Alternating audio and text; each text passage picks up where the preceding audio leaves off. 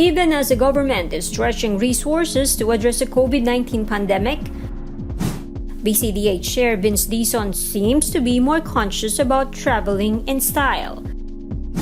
The government's COVID testing SAR traveled to Cebu using a private plane based on photos shared by journalist Lian Patugalan on Facebook.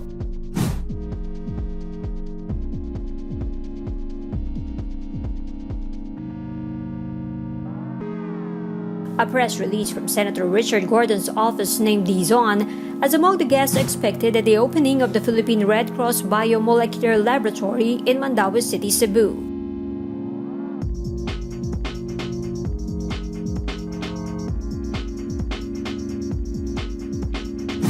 Dizon's use of private plane is a stark contrast to the practice of other high-ranking government officials. They use nondescript aircraft such as the military C-130 to travel. The BCDA chief has been boasting about drastic improvements in the government's COVID-19 testing, with lackluster results to show for it.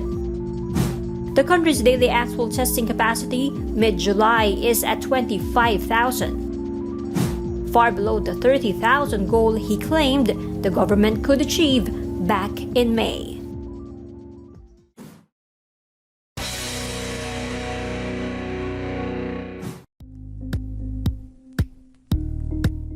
Thank you for watching Politiko TV. Please like and subscribe to our channel for more videos.